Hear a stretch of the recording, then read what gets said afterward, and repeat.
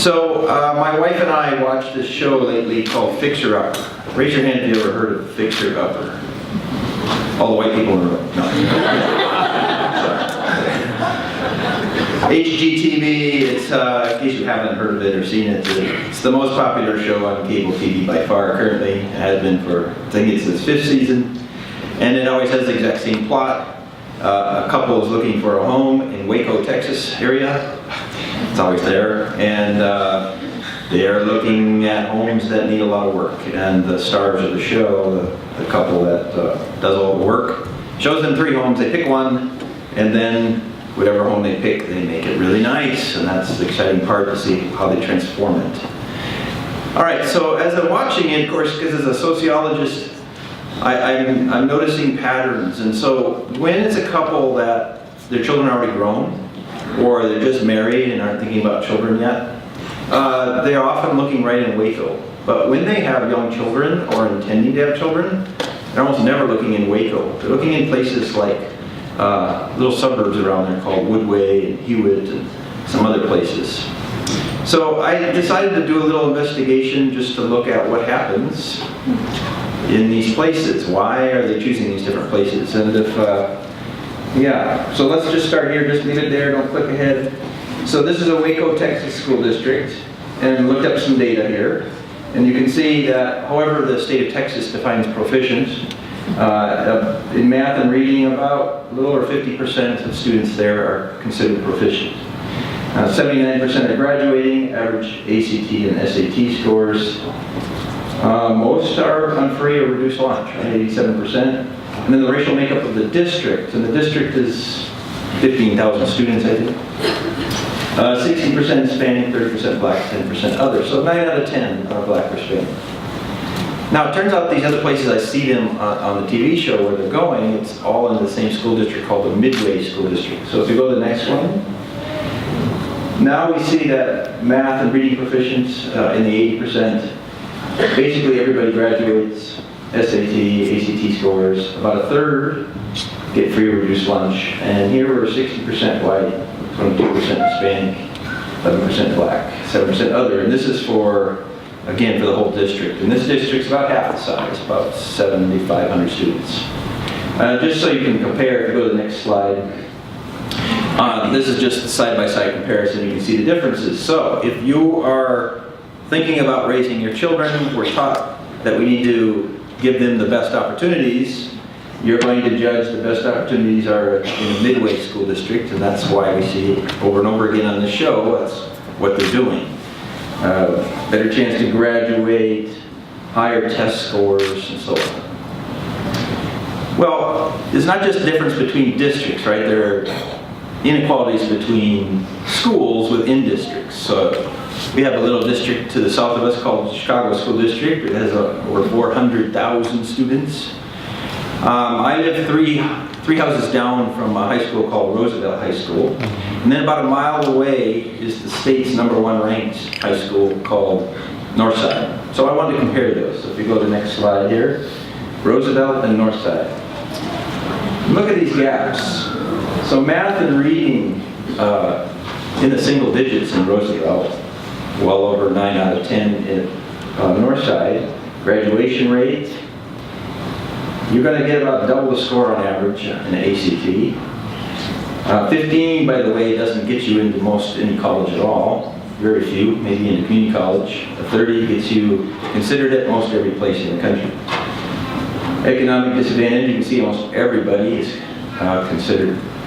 defined as poor in Roosevelt, a little less than half in Northside. And then you can see the racial categories there. We had a student apply to North Park. She went to Roosevelt. She had a perfect 4.0, and we did not accept her because her ACT was 14, which isn't even close when we have to have something like a 20 or higher to consider you. So you get a 4.0 at Roosevelt, and yet when you are taking a test that's standardized, you're essentially failing the test, right? These are some of the depths of the gaps that we see. Now I'm giving you 2 illustrations. These, as you know, this happens everywhere in our country. I've actually just finished reading a study of 42 different nations, and there's huge variation. Some countries, very little inequality between their schools and their districts. Some, like ours, very big. And actually, Latin America has even bigger gaps. So one thing to say up front as we're looking at this is there are some ways to address these, because some countries are able to figure out answers. Okay, so why does this happen, at least in the US? If we go to the next slide. Oh, before we say why, let's focus on why does it matter. You know, God made us for whatever reason that we basically spend all of our life learning. And most of you are here because you are in formal education. I've spent my entire life, I liked it so much I said I'm never going to leave. So I always like to tell my children I'm in my,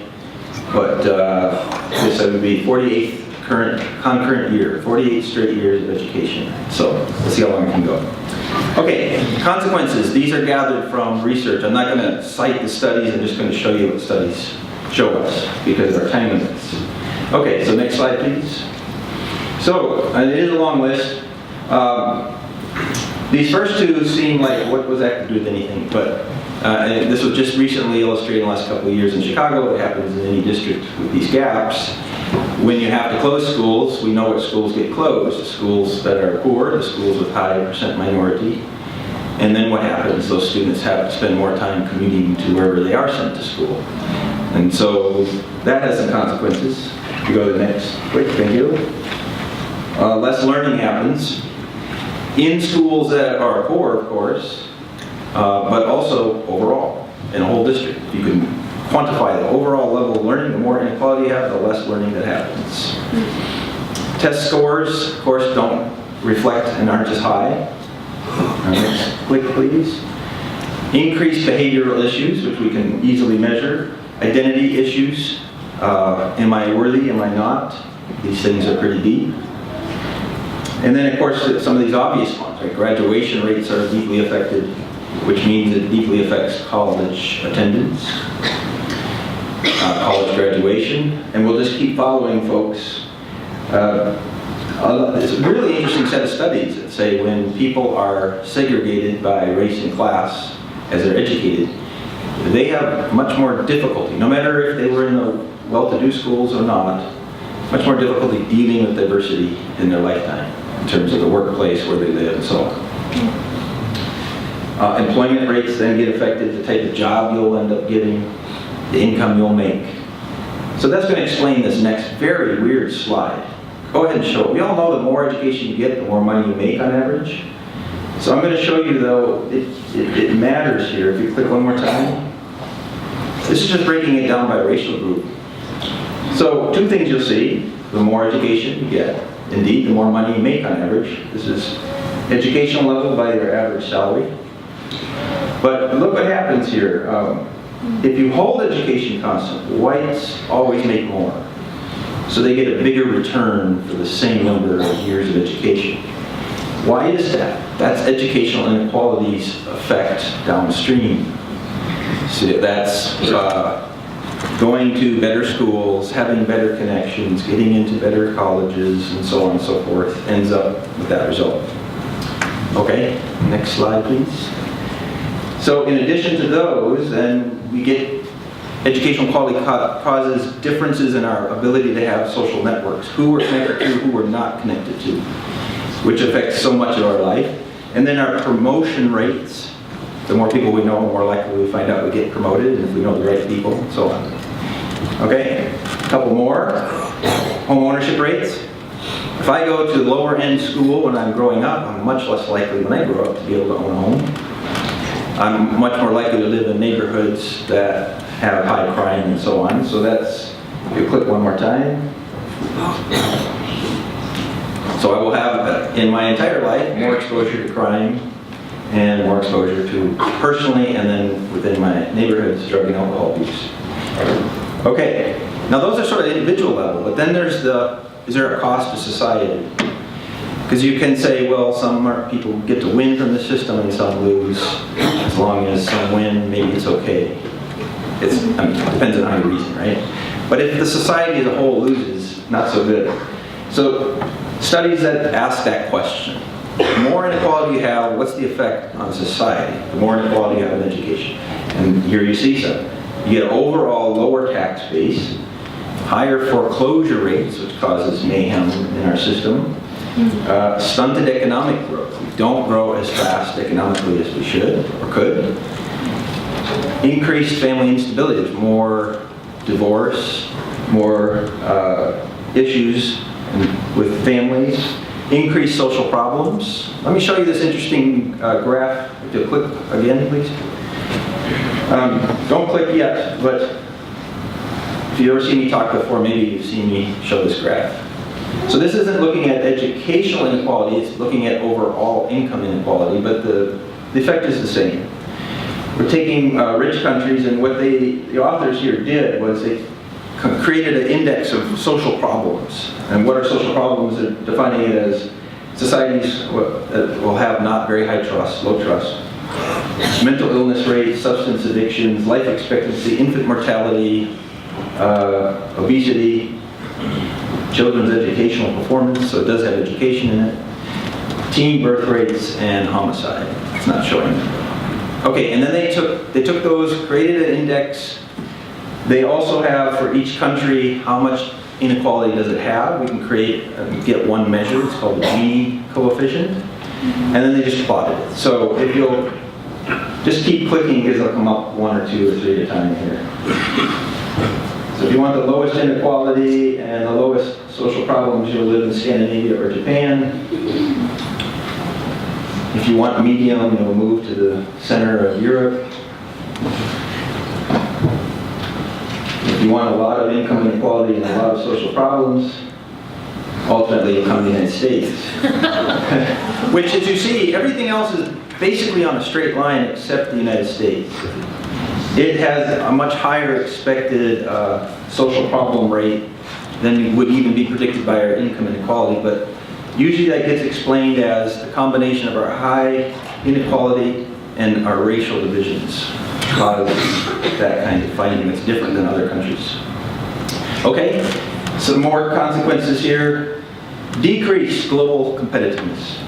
One of the things that the US has, I lived in Denmark for a year, and I was over in Sweden hanging out, and I heard this more than once, both in Sweden and Denmark. They say, I wouldn't want to live in America because it's so unequal and seems like such high stress. Like you have to, if you want health care, you've got to find a job and so on. That's puzzling to them. But they said, we need in America, we need one of those, one US, because you invent everything. Your system is designed to find the winners.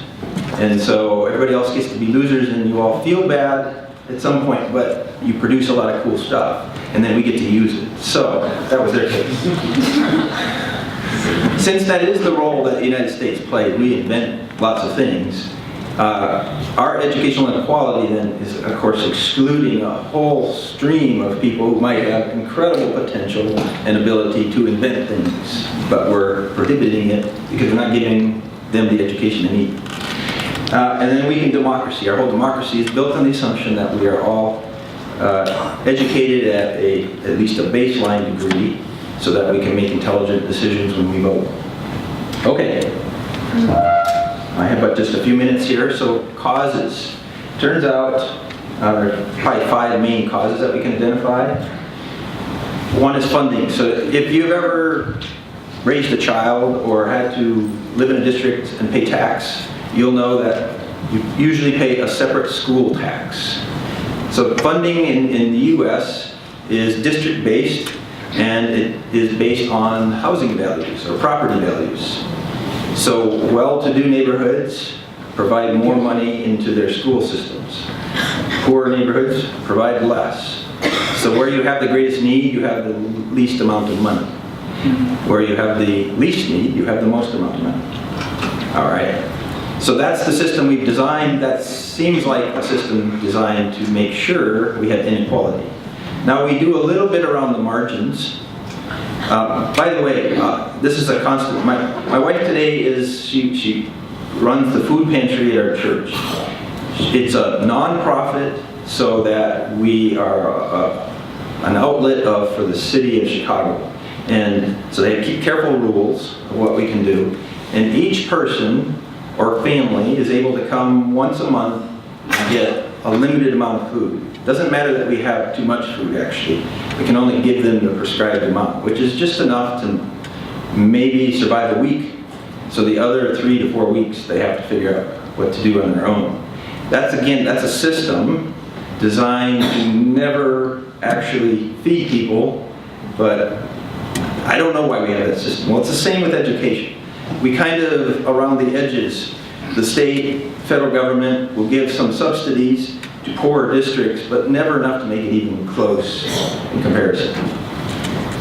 Segregation. So there's a study that just came out at Stanford. And they looked at 57 different measures of segregation: racial, economic, neighborhood, school, and they said one is the biggest predictor always in every model they tested, and it is just the percent of the children in the school who are poor is the biggest predictor of educational inequality and low school performance.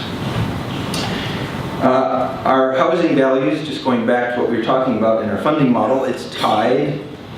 So part of the reason if you have children you'll move to Midway, the school district, is not only because you think your children will get a better education, but also because everybody else wants to be there. And that drives up your housing value, so you'll make more money. And of course, as it drives up your housing value, that just creates more money for the school to have, because it's a percentage of the property worth. So it's a system that just compounds on each other. Certainly, we always have to think about race and ethnicity. People are looking for certain mixes or no mix at all, as we know, so they'll move to different districts for that reason, or different schools. And then finally, because we're individually based, the system works as long as we all play the game. And we all play the game, because when it comes down to it, you're going to care about your children's education. So you'll do a personal calculus. You'll try to get your children into the best schools that are fit for your children. And when we aggregate that, what people are doing, of course, is they're flowing to Midway, staying out of Waco unless they can't help. But if they don't have enough money to get out of Waco. Roosevelt, but if they have enough money, they'll leave Roosevelt and go to Northside or somewhere else. Okay, next slide. Just one slide on solutions. I have this picture here that you'll see. This is actually some towers that are in Milan, Italy. As we build up, people have less and less contact with nature. So this architect's solution. Actually make the forest in the sky. So that's what they look like. So you can think out of the box, and that's what we'll have to do if we're going to do anything about the system we have currently. Okay, so next slide. We could break the cycle of poverty, but it's more important to break the cycle of privilege. My grad students, who are now all professors, they're all focusing on this. That the problem isn't trying to raise people who are poor. It's trying to figure out how to break this cycle of privilege where because I can, I will take. Spread the wealth more evenly, and the only way you can do that is you would have to break the cycle of privilege.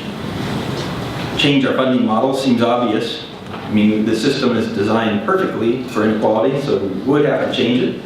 And then last two, class and racial integration. Kind of interesting because we had a big thing in 1954 that said exactly that. And here we are still saying we should do that. We actually made progress at that until about 1968, and since then we've regressed basically every year. So today we're back to levels like in the early 1960s. And that's because part of the way the law was written. If you show a good faith effort as a district that you try to integrate, you're no longer held to it, and you can then just stop trying.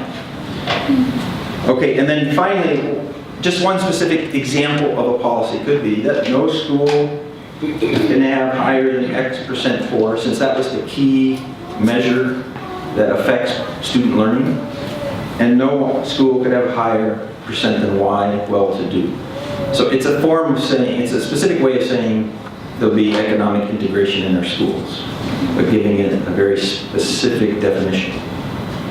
All right, I've used my time. If we go to the last slide here, These are the questions we want to discuss, and I would suggest, well, let me read it first. Why does inequality, educational inequality exist? Why does it matter? What can be done? Like, you're going to solve all of this right now, but not. As a table, you might be most interested in talking about, well, what could be done? Or you might, I mean, you can kind of choose. You're not going to have time to go into each of those equally, so you might want to discuss as a table what you want to focus on. All right. Look forward to seeing what you decide.